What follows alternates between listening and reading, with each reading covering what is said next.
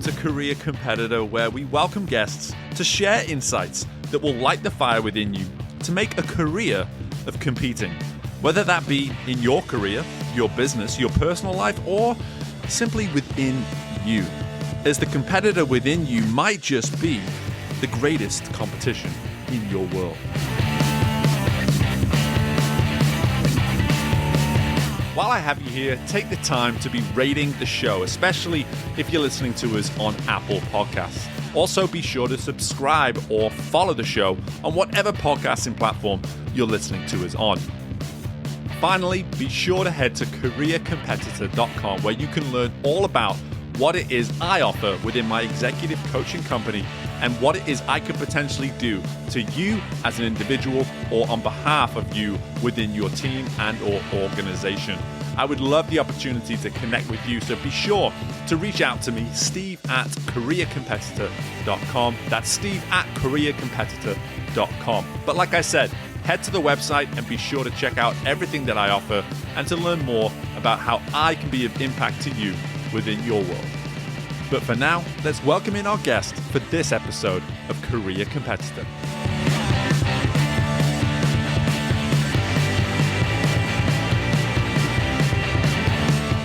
Okay, our career competitor today is a real estate attorney, business owner, and author based an hour away from myself in Lafayette, Louisiana. Our guest is the owner of a real estate closing company where they offer home buyers, realtors, lenders, escrow, and closing services to residential and commercial properties. One of our guest's most recent accomplishments, however, was authoring the book, The Lighthouse Method, where readers are encouraged and inspired to face the darkest moments in their lives and take the necessary steps into the light. While our guest will undoubtedly be able to offer insights on reaching high standards within their career and flourishing as a business owner as well, we will also learn the depths from which one can come from in order to reach such heights. I am delighted to be welcoming into Career Competitor and to be speaking with in person today, Mrs. Angela Lalande. Angela, how are you? Hi, Steve. I'm so happy to be here. And let me just commend you on pronouncing my last name correctly. Well, there's a European element to it, you see. So I'm already, anything Cajun, I'm pretty good at it. I'm pretty good at it, So, but honestly, just to reiterate something I said there in the intro, I'm just so excited to be doing this in person. It's a completely different experience. And as I shared with you off air, that my goal with the podcast is to start doing this much more often, is to have these opportunities to get in front of people and really have what I know today will be a very personal conversation, an opportunity to dive into some stuff that is always a little bit more difficult when you're doing it through a computer screen, let's say. But before we start going into the book and going into so many other areas, Angela, why don't you just tell me what a typical day looks like for you at the moment? Thank you. Typical day, our three girls immediately come to mind. My husband and I have three beautiful little girls, ages 2, 4, and 6. They are the light of our lives. They are also loud. And in the morning, a typical day is we'll get up really early. Normally, our alarms are set for 4:30 or 5. We'll get up. I love to read and pray before I get up for the day. So that's kind of been on my calendar. Prayer and reading the Bible has always been kind of just or an inspirational book, and that's kind of gets my day started there. So once I have some quiet time for myself, I'm able to get up. We have a routine with the girls, breakfast, getting them ready for school. And once they're out the door, then we head into our lives. So my husband and I are both entrepreneurs. So we both own our own companies, which is an interesting thing. But it also gives us the freedom to kind of schedule our days and our time. And so for us, it's important to have the time to be with our girls and all of that. But a typical day, we'll go to the office. My office, I own a title company in town, so it's actually in our neighborhood. So I could walk to work, I could ride my bike to work, I could take the golf cart to work, and it's been a wonderful thing to be able to have that. So it kind of depends on certain days. Most of the time I am at the office, but it all depends on when our closings are. But I have staff at the office who can kind of run things for me for the most part, other than title review and all of that, which really does help free up some time to do these other things like writing books and other things that I have on my list of things to be able to be impactful in, the world around me. Yeah, it's honestly one of the things I was most excited about today was really getting a feel of, because when you read the book, and we're obviously going to cover a lot of the book today, but when you read the book, you can tell that it's become a priority of yours for a long time to find true balance in life. And I'm not just going to make it easy by just saying work-life balance. There's more to it than that when it comes to yourself. There's clearly a desire for you to have an internal balance, let's say, for you to feel as though you're getting some sort of portion of everything that is a priority to you in your life. I mean, that came through the book in abundance, first and foremost, just to tell you about that. But secondly, the few times that you and I have spoken to get this scheduled and just getting to know one another is clearly a priority for you. So let's start there. Like, how have you been able to get to a point in life where you can say, listen, if I don't make this a priority, then something's just not going to be right. Something's going to be off. Like, what is it that's allowed you to maybe find that perspective that you need to have this balance in life? Yeah.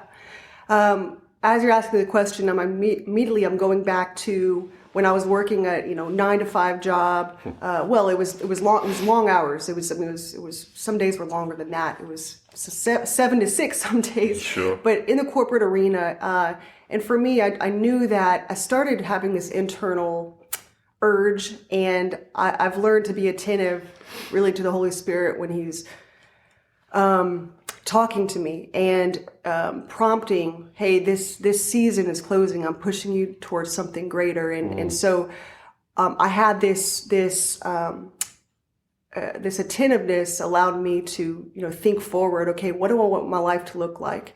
5-10 years from now, do I want to still be doing this thing? Now, some people love that consistency, because you had the salary, you had the insurance and all of that. But I knew there was more for me, and it was bubbling inside of me. Okay.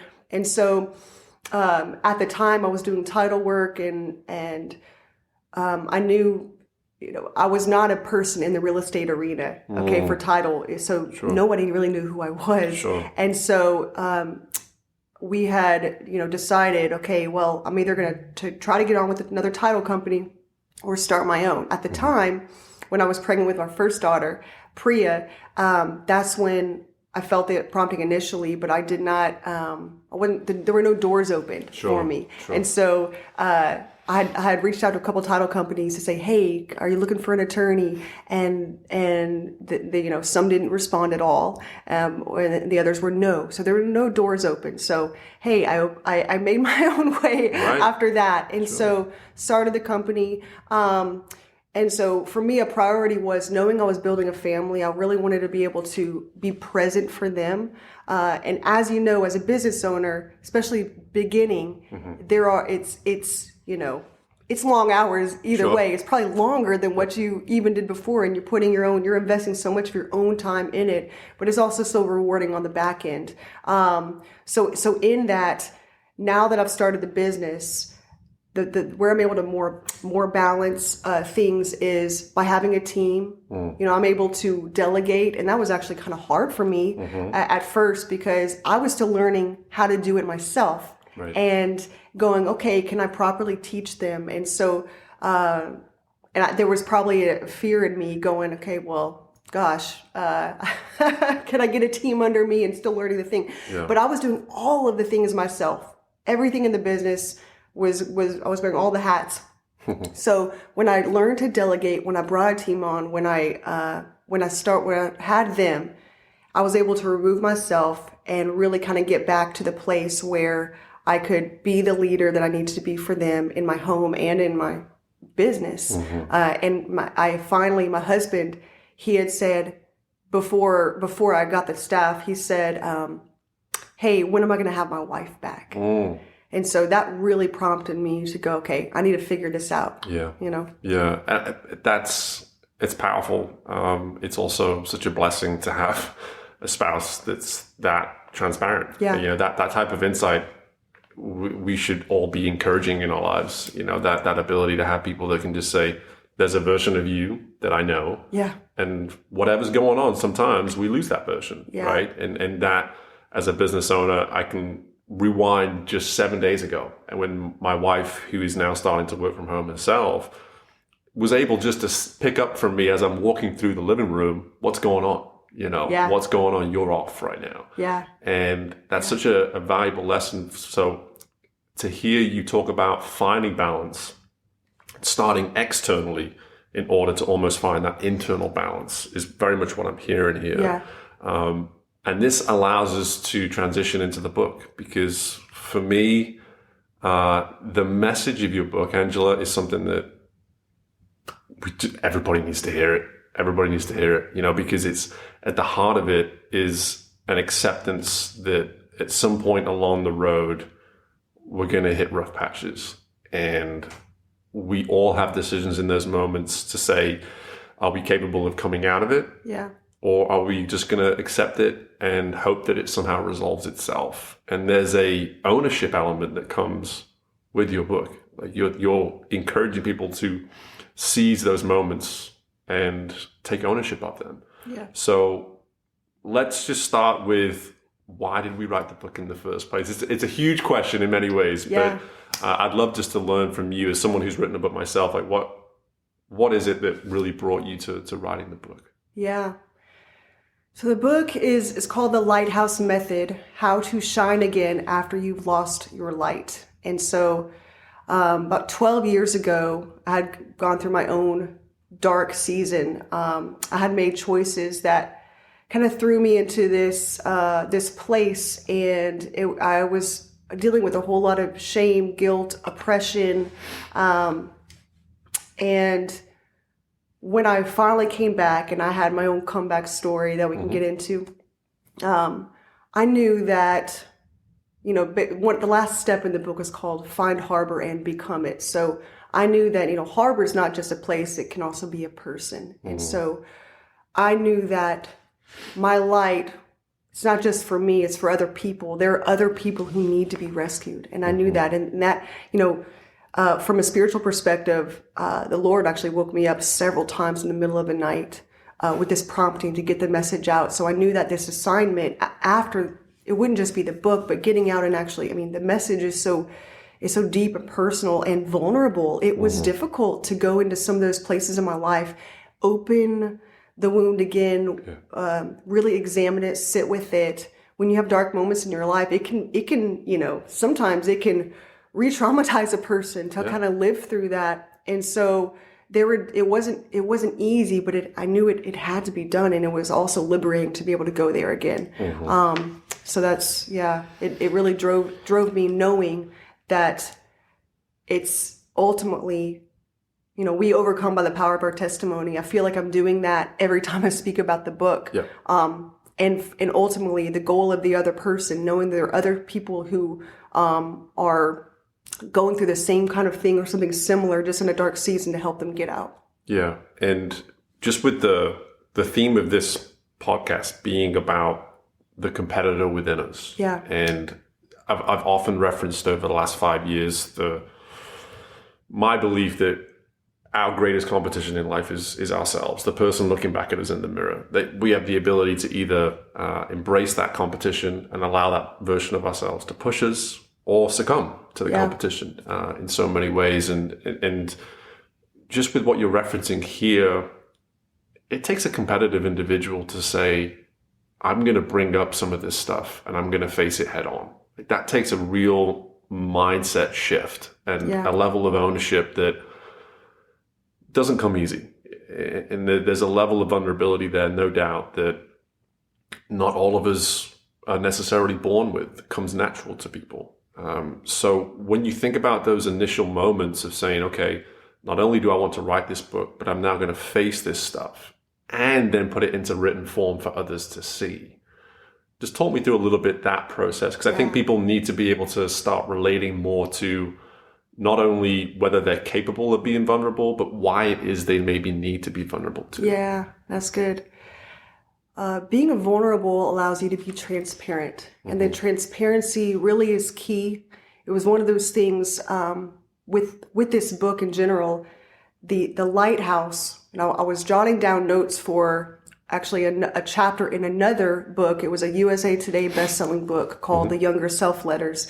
And when I was writing down notes for that chapter, the image of a lighthouse just dropped into my spirit. So I started doing research on lighthouses and, these common themes of transparency. In this book, there's a science kind of twist, which you probably weren't expecting to see or may not, but I didn't know about this man, Augustine Jean Fresnel. His invention of the Fresnel lens revolutionized lighthouse technology in the early 19th century. It's actually called the invention that saved a million ships. So these prisms, he built this invention. It was concentric sections of distinct prisms or triangular pieces of glass. So they were transparent. Because of that, the light was able to pierce the night over 20 miles out to sea. So I saw something so powerful about it, and the parallel with a person when they can be transparent, see-through, vulnerable, allowing those, it allows your light to shine through your cracks and allows your own light to pierce the night. So I was able to see that immediately when I was learning about lighthouses, and I knew it was important for me. Look, I want to be see-through to you. There was a part of me that would go, oh man, people may see me differently. So what? There's people are going through, other things that I don't know about, has it been easy knowing that, no, it hasn't been easy. There have been days where in moments after I've told my story that I felt sick in my stomach. Oh, wow. Because the devil wants to whisper in your ear, hey man, you told them. Why did you tell them? Why did you tell them? Well, the thing is because the other people need to see their own victory. If she can get through this, and I never knew that she had gone through this kind of stuff, but if she can get through it, I can too. Yeah, absolutely. And I want to stick with the Fresnel lens story because, and you allude to this in the book, and I think it's so. It's for me, it was such an interesting twist in the sense that the guy that actually created the lens, you would think that an invention like this would just be massively well received, and everyone's like, "Oh goodness me, yeah, absolutely, let's bring this thing." But he was resisted at first. Like even he had to go through some hardships. He had to go through a dark time where people made him feel inadequate and crazy or whatever it is, and. So that part for me was just like, man, even the guy that was making this invention to provide so much impact potentially, as you say, to save a million ships and of lives. It's kind of wild. And just to kind of speak to that a little bit, how can you maybe look at your own story of, okay, here I am as someone that knows I have something to contribute, a message to provide. Have you ever felt as though your message isn't being heard, as though your message, you need to almost provide more intensity to the way you're delivering your message in order for it to get across, maybe even to yourself? Have you ever encountered anything like that where you've been stuck? With this message or just in general? Just in general. Yeah. My name means messenger of God. Okay, so I know Angela means messenger of God. So I always knew that early on that I was a messenger, and I always knew it would be in the written form because as a child, I naturally gravitated towards the written word always. And you think about people in general, your listeners, if they can go back and close their eyes and think about what they naturally gravitated toward in their youth. There's something in that it's so powerful, and we were all made with different unique talents and gifts. For me, it was writing, and I always gravitated toward the written word. So I knew there would be a message in writing. As far as the way it's being told, this book was published in August, and I'm now just kind of getting out. I feel like an infant, getting out there, and I'm learning. But this is definitely a different medium for me, just in whole experience. So it's kind of a learning process. but I've been able to, I call them divine connections. You're one of them for sure. And being able to connect with people who can, lead me to other things to be able to get the message out there. But I know it's an important message, and I feel like I'm still learning how that's going to get out. But your podcast and other ways, but speaking engagements has been really great for me.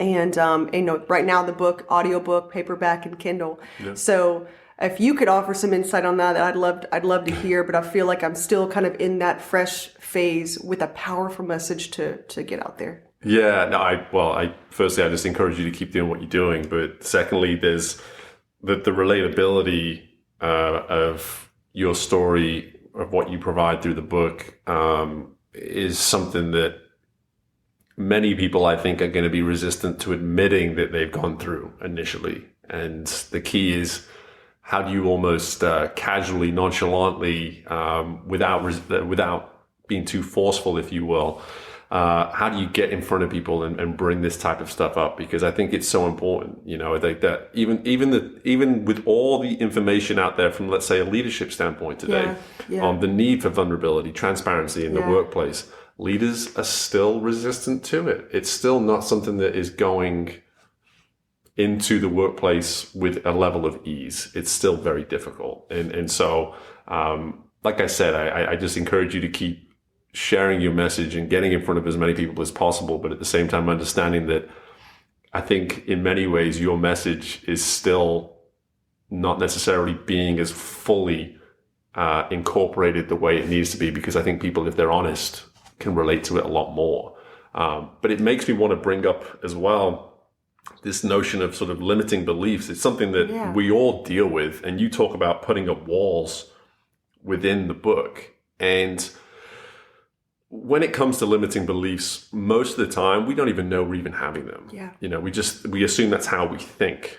Talk me through a little bit just with the book itself and how you've maybe displayed and explained within the book what putting up walls can maybe look like, and how people can maybe become a little bit more aware that they're putting these walls up in the first place. Yeah, that's great. Yeah, these. As you're talking, I'm thinking of, with the book itself and also from an entrepreneur perspective, the walls, the limiting beliefs of what we could do. I'll first start with saying that one of the limiting beliefs I had growing up was I can only write, I cannot speak.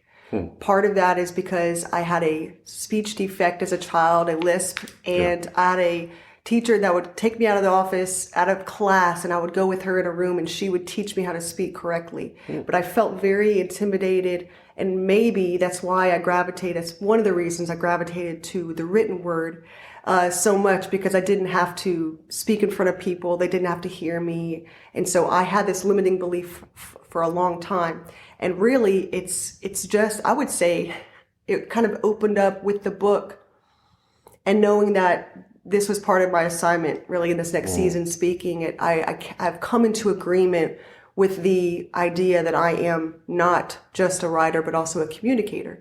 But there are these things, it's these walls that kind of separate us from our potential. We were all created for great things.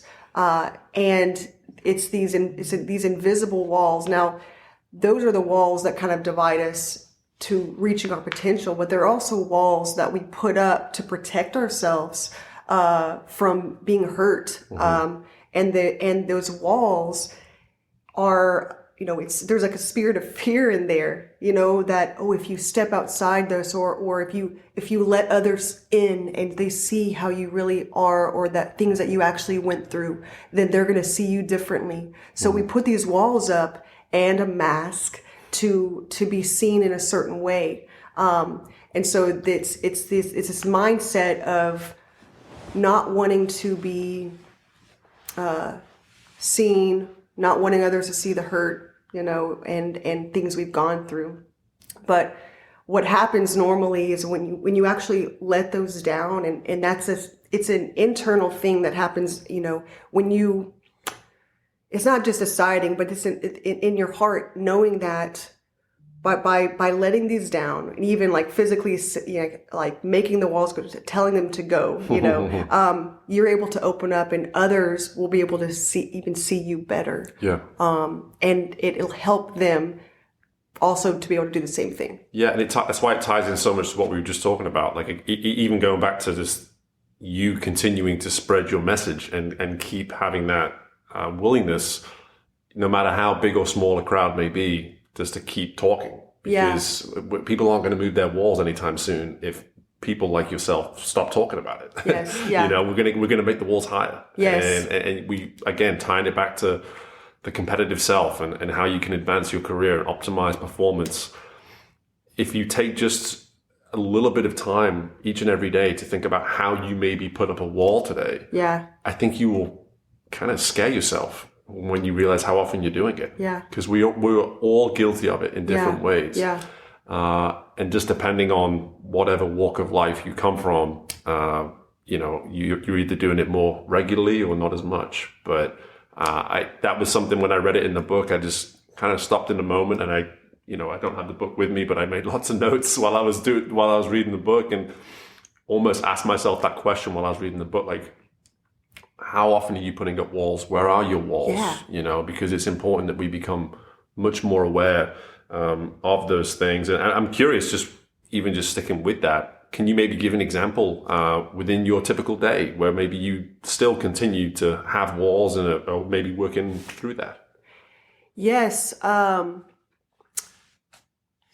There is, I feel like, I'm thinking of the word balance again, because it's an evolution of, I don't feel like I always, you find the balance and it's always there. It's with work, I can fully put myself into work, and I have to, I'll put walls up even with, when I can leave the office sometimes, right, and say, on my work schedule, no, I am a mother as well. And so, Angela, you can work between these hours and know at 3:00 that your work day ends, Mm-hmm.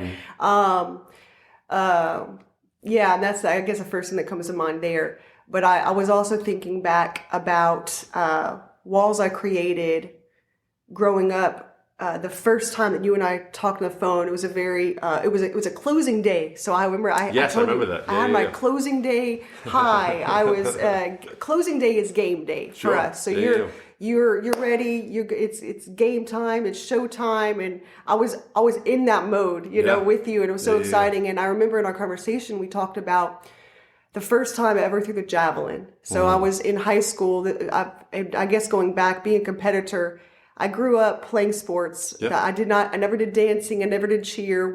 I was a tomboy. In high school, I did basketball, volleyball, softball, track. In high school, the very first time, in my very first track meet, I threw the javelin, and I hit myself in the back with the javelin when I was coming through.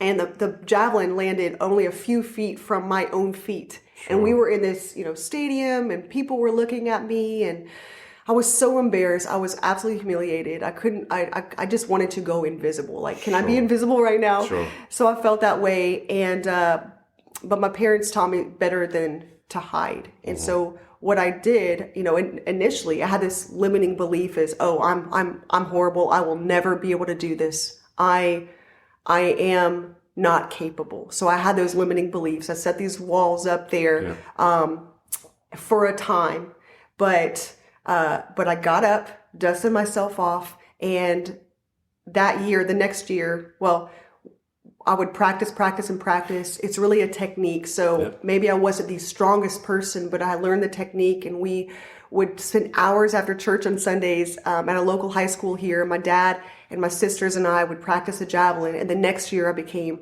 a state champion at LSU in Baton Rouge. So if I had given in to fear, if I would have said, that I can't do this thing, I would have never seen the victory on the other side.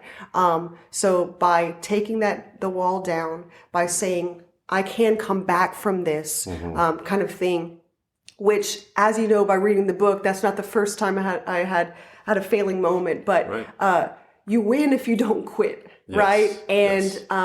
And those failing moments ultimately led to my success. Yeah. No, and again, so much of the book is very much spoken towards people from a life perspective, let's say. But when I think about the audience of this podcast, we have a lot of business owners, a lot of leaders, lots of people that are early on in their careers as well. And so much of what you're talking about here, you can almost turn that javelin story into a metaphor. Like you're going to hit yourself in the back a few times, a few times. And at some point you have to decide if everything you're going through is if it means enough for you to keep getting up and keep going back to the basics and working on your technique and eventually launching that javelin out of the stadium one day. Who knows? Yes. But it's like that type of story is such an easy thing to turn into a metaphor for anyone listening to this. And you can start to see why everything we're speaking about here is fuel for optimal performance in all walks of life. But we have to talk about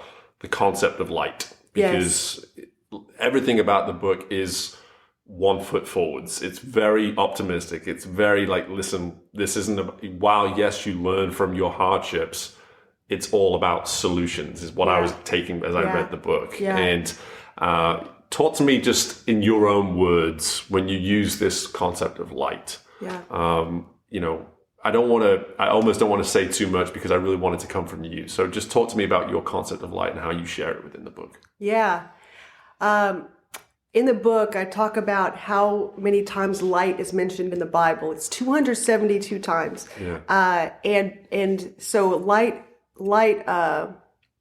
is very powerful. And I also talk about, I think in chapter 1, there's a quote that's out there that, says that brokenness allows light to come in. But what I like to propose is that our brokenness allows the opportunity for the light inside of us to pierce through our cracks. And so cracks that have happened by trauma and whatnot.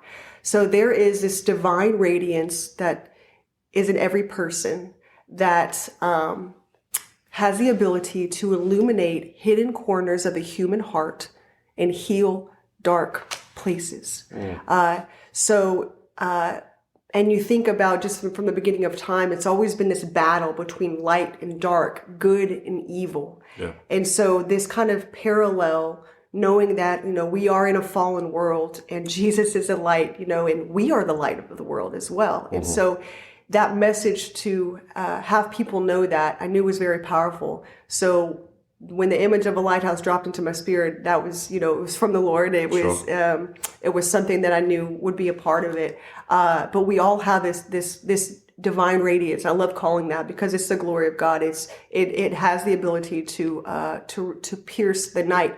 So some people though don't know, where do I start? And so even when I was going through my own healing, it was a process, and I didn't know I didn't know that I was going what exactly I was doing. Looking back, I pinpointed these certain areas, and I wanted to make it easier for some people who go, I don't know how to get out of the dark, so I'm just going to stay here. So that's kind of how these steps developed. And I don't know how much you want to go into those today, but that's kind of where it came from. Knowing that we can be the light, and for us to to get out so we can rise. Yeah, and the one thing I don't want to do is give so much away of the book that people don't even buy it. I don't want people to listen to this episode and be like, I've pretty much read the book now that I've listened to Angela talk about it. Good point. But at the same time, there's components here that are important to get across, because I think it provides a true understanding of why this book needed to be written. But also why it's for those that are looking to truly better themselves. Because you're talking here very clearly that we all have this light within us, and there's so many different words that you could potentially use for the way you're describing this. But what I loved about this concept of light is, in so many ways, it's going to come out of us in different ways. Everyone's going to have their different cracks, to use that word, and everyone's going to have their different talents and whatnot. But at the same time, what you're saying is that no matter where you've come or what you've gone through, that light isn't going to just disappear. The light's still there, no matter even if you feel like you've not even seen it for a while, it's still there. Yes. And there's a mindset there it's that never quit mindset. Yeah. You know, Yeah. and with that being said, when you think about where you are today, what is your light doing for you today? Like when you think about the world that you've created for yourself, the life that you've created for yourself, and how the light has guided you to this point, what does that light look like for you today? Yeah.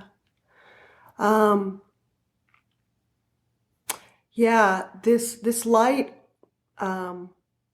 allows me to look outside myself. And that's this whole, I think about the word, again, I'm going back to transparent, but it allows you to go outside. It's to kind of see beyond yourself. So a light allows you to see, so when you're in the dark, you really can't see where you're going. You can think you could be moving forward, but you're actually moving in a circle, and so I was doing that for so long. So because I am now back, in the light, I can see myself in a different way. I can see my kids in a different way, my husband, really everything, the way that I see life in general has shifted, my perspective. Yeah. It's not on me. I actually can see myself looking out and past myself. And when we can do that, we know that we're in a different place. Seeing past myself, that is, people need to hear that. People need to hear that. That's a way of, it's almost a perspective to strive towards, wherever you are today. Do you feel like that doesn't really hit with you when you use a term like seeing past yourself? If that doesn't resonate with you for whatever reason, I'm going to actually challenge you, the listener, right now to say, you need to do some work. You've got some work to do. If you can't see past yourself, because that is something that we should all be striving towards. Because what you're saying, and again, you can correct me if I'm wrong, but the way I'm hearing that is that there's an ability, because of the light that you're just shining out of you, the world's your oyster in many ways. Like if you want to go in this direction, you go in that direction and you commit to it. If you want to be this version of a parent, then you see that version of being a parent and you commit to it. That's what am I hearing that? Yes, am I absolutely, hearing that right? Absolutely. And the power in when your light pierces the night, just like for the Fresnel lens, because of the prism, because of the Fresnel lens, light was able to penetrate the night to over 20 miles out to sea. Now, before his invention came on the scene, too many sailors were lost to shipwrecks because the light that emitted from the lighthouse at that time was not bright enough. So ships would run aground on rocks because they could not see where they were. So when you have the ability to see, again, you can see correctly. You can see that you can obtain those things. You really can. You're able to even have the courage to reach for it and to actually do those things. Say, yes, I can be better than this. I can go into a field I've never done before. I can master something. So when your light is shining, you're able to see further and also see that you can actually go farther than you thought you could. Yes, it's a human element to goal setting. Like let's just call it what it is. I mean, and it's something I get acknowledged for a lot within my work. I have a couple of clients that probably listen to this that will laugh, that refer to me as their business therapist as opposed to an executive coach. Because at any point, we can go from being very focused on the business and professional and career. And then for whatever reason, on any given day, things are just a lot more human on that day. And we need to make it about that.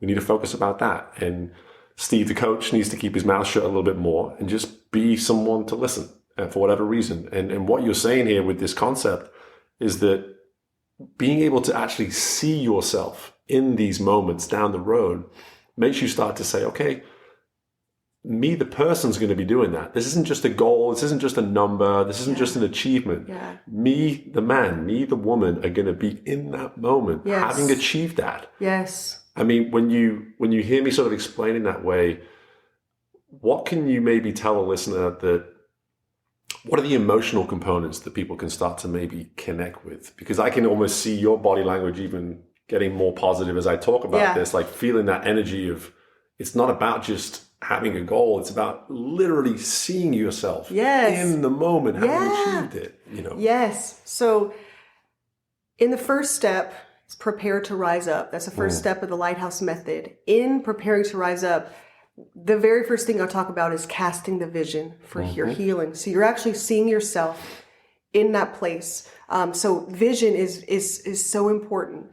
Think of some of the greats throughout history. Before Leonardo da Vinci painted the Last Supper, he saw the masterpiece in his mind. Before Venus and Serena Williams were tennis legends, they saw themselves as champions. They cast the vision. So the same could apply to a person looking to rise up out of the waters of depression, anxiety, fear, whatever's holding them back. If they see it, they can become it. So it is so important first to cast that vision. And then in that, you then commit to taking regular actions to stay healthy. So in it, it's sometimes you may not feel it initially, but if you cast a vision, you may not feel it, but eventually you'll be able to connect to it by doing what certain things. You have to make a commitment to go there. And as you go there, then things line up for you. But I know, looking back, it took me a while to commit to healthy things. When you're in the dark, you just, I wasn't doing awful things, but it's just, I wasn't doing things that would help me. And that they weren't healthy. They were toxic. And so I had toxic beliefs about myself. I had others' words and my own words that were ungodly and false beliefs about myself hovering. And I aligned with those beliefs. And so what changed for me, one of the things was aligning my thoughts with God's thoughts of me. And really, I know we're not making this, it's, for me, I got to a place where I had to run from God. I actually ran from everybody in my life who loved me. Okay? I ran away because I wanted to hide. You think about Adam and Eve in the Garden of Eden. They were hiding from the Lord, but he knew where they were. He knew, and they fig leaves that covered themselves. They were hiding. Right. I was doing that as well, and so I ran away. I thought, if I don't see them, they don't see me. I can go away from this. But ultimately, when I started coming back, and even sitting in church, my husband and I would initially just go sit in the back, but we were at least there. And for a while, I actually didn't want to go back to church because it was hard for me. I was living in a lot of shame. When I finally started going back, because I grew up in the church, okay? But then I went away for a long time. But coming back in worship, when I allowed, God says in his word that he will replace our heart of stone with flesh. And I didn't want that, okay? I didn't want that at first. I didn't want to feel. I wanted to be numb by whatever means could get me there. Because I didn't want to feel that pain. It hurt too much. So it's almost as if I thought I could flip off this switch so I wouldn't have to feel anything. But that only hurt. I was only suppressing what I was going through. So we have to process correctly these feelings, and feeling anger, hurt, resentment, anger is a part of the process to heal. I mean, if you feel those things, you don't need to feel guilty. It's part of it, but it's what you do with those that matters. I was suppressing everything. I turned the switch off and almost destroyed my life. Sure. So. Yeah, it is all, well, it's all powerful. It's all relatable. It's all in the book. I can't emphasize enough. Please grab yourself a copy of the Lighthouse Method, because it is such powerful insight, and it is things that, even if you're not ready to hear it right now, it doesn't mean that you don't need to, so that's just something that I encourage people to have that courage just to go ahead and read it, even if they don't necessarily feel as though they're completely ready for that. But one thing from the book I just want to bring up is the concept of the prism, because I think the prism is such a very optimistic, again, very positive, just description for really something we can all strive towards again. Yes. Talk to me a little bit about the prism. Yes. So step 2 in the book is become a prism. And when you become a prism, you become transparent and purified, where the impurities in your life are extracted, allowing you to be a conduit for light. Now, we talked about the reason behind this step. The man behind this step really was Augustine John Fresnel. And this step, really, all the other ones developed around this one, and it's just so powerful. Like you said, the whole idea about the prism, but he created the Fresnel lens. But what I love about the prism itself is that it didn't, before it became the beautiful, sustaining creation it is now, or when we think of a prism being see-through and casting color and rainbows and that kind of thing, before it becomes a prism, it must go through a purification process. So a prism is typically made of glass. Most glass is made by combining sand, soda ash, and limestone, and melting these materials at a very high temperature. So I can see your wheels turning. Oh, yeah. So once that happens, the impurities inside melt away, and then the dirt and debris transforms into a beautiful, sustaining creation. So, and that is such a powerful concept. So just as a prism must go through a purification process, we too must go through our own purification process in order for our light to pierce the night. So when we are cleansed, when all our dirt is washed away, we can see and be seen with clarity. Isn't that incredible? So I go through the purification process in the book. It's really made of 5 parts. I won't go into them, but just to kind of give you an idea. If you're postured in humility, so it's humility, confession, repentance, forgiveness, and replacement. So if you're postured in humility, you confess your sins or wrongdoings. Now, I say confession, sometimes it's not just these awful things that we've done. I read another definition of confession is relaying the state of your conscience. So sometimes we just have to get the words out of our mouth. Sure. So we're doing that. So if you have humility, confession, if you repent, which is turning around, and that's a heart change. It's a heart transformation. Yes. You forgive yourself and others, which is huge. And then replace the negative self-talk, false accusations, and lies with the truth of who you actually are, that you are brave, courageous, more than a conqueror. The end result is a mindset shift, and you break agreement with the devil. You become a prism. Yes. Yeah. It's the most impressive part, honestly, Angela, is that you recall all of that without a note or a book anywhere to be seen. As someone who has his own steps in his own book, every time I start reading, I was like, can I just grab my book for 1 second? And I'm always just like, I know the page, I know the page. But again, clearly this isn't just something that you wrote. It's something that you embody. And it's something I just really want to acknowledge too, because it is a sentiment, let's say, that I tried to get across in my own book, was this notion of, listen, this is a concept, it's an idea, it's a theory, and when you're ready for it, it can be so impactful. But if you're not ready for it, take it as it comes. Like, take it in pieces, take it in parts. And you're certainly because there's a lot of different ways of doing the self-improvement book, and there's a lot of those out there where it's like, if you follow this, then you've got it all figured out. Yeah. And I don't get that with yours. Like, it's more, this is a concept that if you really do take it seriously, it can have such impact. And you know what? If you don't, you can always come back to it when you're ready. Yes. And I think that's just so important. The grace that you wrote the book with, the humility that you wrote the book with, it came through in abundance. So again, I've already told you I love the book. I'm telling you now to your face that I love the book. And I really encourage people to go read it. But we'll leave the book there, because I want to cover just a little bit here about, obviously, your business. First and foremost, let me start here. How's it going? How are you enjoying the business? Yes. I love our business. I mentioned earlier, we have a title company in the area, and so we've been we're a boutique title company. So we're not one of the big guys in town, but we've over time just organically have grown, nurtured relationships.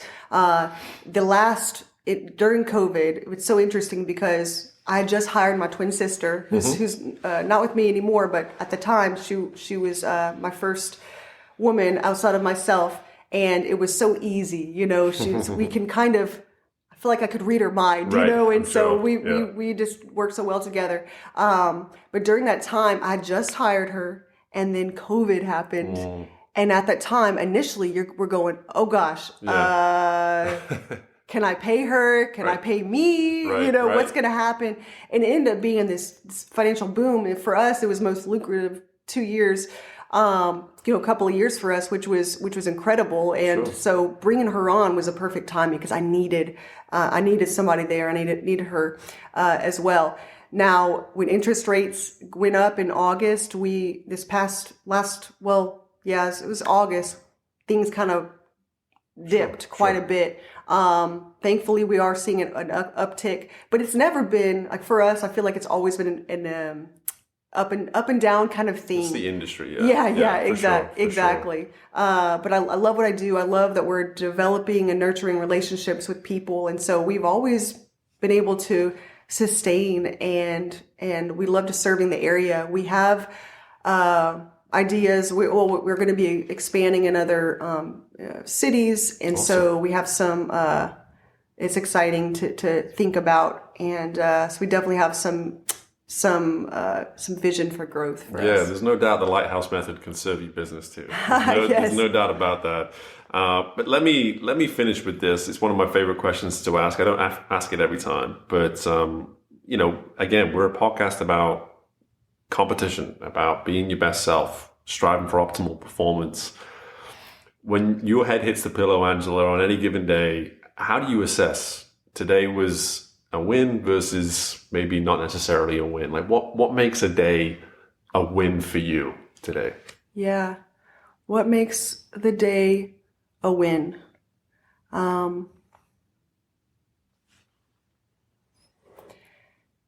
As a business owner and a parent, you can go from one extreme to the next. There are some nights where the kids are really great and quiet and go to bed without a problem and stay there.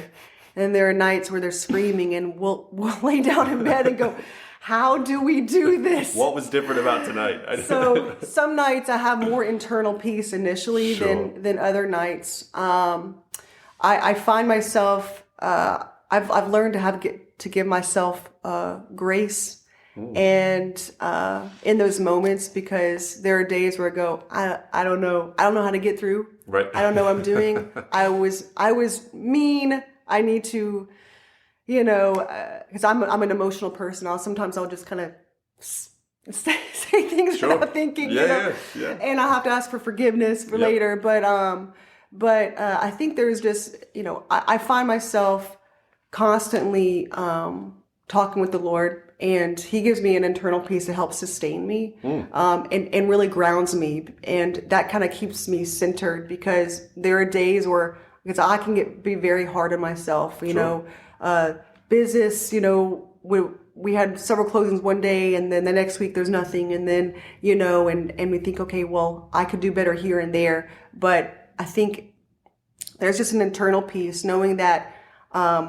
When I'm following the Lord's step, I know that I will not fail, and that keeps me grounded in knowing that where I'm going.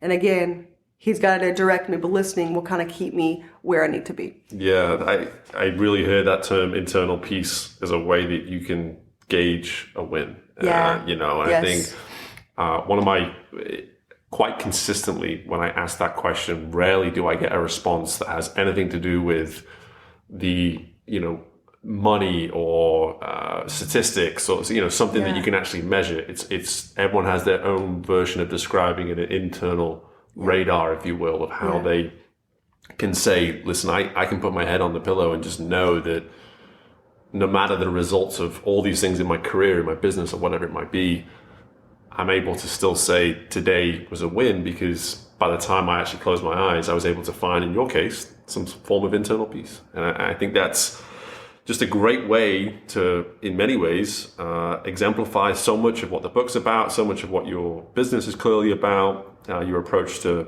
being a mom, being a wife, being a woman of faith, all these things. Clearly, it embodies all of that. And I've just had the absolute, greatest time sitting here, speaking with you.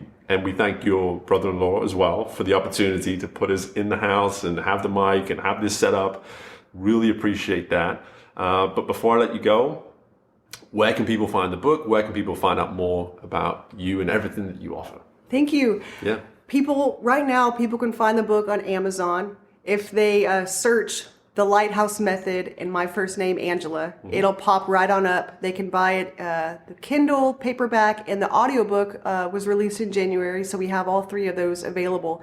I also have a website that's in the works right now that's being designed and will be out here shortly. So I will say that because by the time the listeners hear this, it'll probably be out. Yeah. So it's www.angelalalande.com, and that is AngelaLalande.com. I'm also on Facebook, Instagram.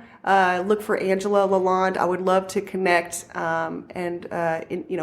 Also, if your listeners are looking to buy property in Louisiana, you can also find us at LalandeTitle.com, and we'd love to assist them. There you go. Well, hopefully my wife isn't listening to this because she's always thinking about buying properties in Louisiana. But all that information will be in the show notes so people can access that. And again, Angela, thank you so much for the time, for the transparency, the willingness to share. People need to keep hearing messages like this. I'm glad that I was able to give you the platform to do this. And thanks again for the time. Thank you, Steve. Thank you. Hey, don't go anywhere. I've got my final thoughts coming up from our guest today. So please take some time, give it a moment, take a drink. I got a couple more minutes I need to get out of you. Some final thoughts. Here we go.